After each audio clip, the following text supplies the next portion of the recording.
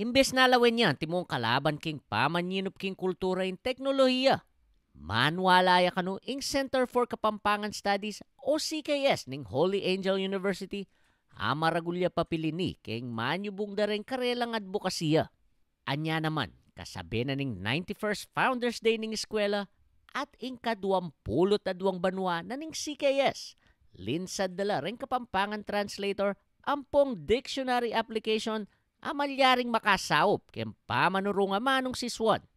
Milyaring launching ng Kapampangan Translator app at ning Amano Digital Dictionary anyang Biyernes sa 8 na ning Marso. Agpangkin developer na ning Kapampangan Translator website at HAU alumnus na Mark Rafael Nugid. Bukod king karelang existing database, malyari la naman kanu mag-contribute keni ring ke katamong kabalen balang dakal day nga mano king website at agamit day ni rembisang mabiyasang mga pampangan. Malyari ang i-access ini king kapampangancenter.org/Kapampangan Translator. Ela naman po ay ganagan na miras kaya kasang center. So ini po magiya pong accessible ka rin kaya katamo kaya beng Pilipino na abalo de po yung kay in culture ang po yung pamanalita rin Kapampangan. And agamit de po karelang karing bisang manigaral ang pong makapag-preserve tamo rin po. Malyari na yung mga i-download ing Kapampangan Dictionary app mano keng Google Play Store. Kwento na ning estudyante at co-developer na ning application ay Earl Joshua Vergara. Aisipan din gawan nini para karengaliwang magaral keng Holy Angel naman Kapampangan.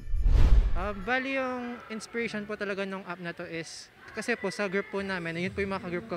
So yung mga group ko po kasi is kalahati po sa amin Kapampangan, kalahati po hindi. So napag-decidean po namin na bakit di po tayo gumawa ng Kapampangan Dictionary since yun po yung parang naging common ground po namin lahat. Aside po from being a dictionary, it can also be a glossary po since aside po na kaysa i-search mo po siya in Kapampangan, pwede nyo rin po siyang i-search through English words, through Filipino words, and lilitaw pa rin po yung Kapampangan na word. Agpangking pekaya na kapoeta laureado ay Alvin Ignacio o kilala mo naman king lagyong Bertong Esponga. Maragula sawop dahil alduang digital applications keng pamanyinop at pamanyulong ng amanong siswan. Antimore atang mga kalingwan ng amano kanita ko detang sa ausandang malalam ana. Kita ngeni yakit talang pa si bayo bawa type memo itang metong amano detang kalupa ng amano lungwal la. Nya masanting nga makatay diyan pa si bayo kitang dati tamot makasabela rang ngeni mga. Matula naman ng direktor na ng Center for Kapampangan Studies ay Robitan Tingko king involvement na rin kaya nakan king advokasya na ng karelang institusyon. Dakal yung ulagay ni on many levels. Number one, ay involved nila rin ng kayanakan kaya ng cultural advocacy.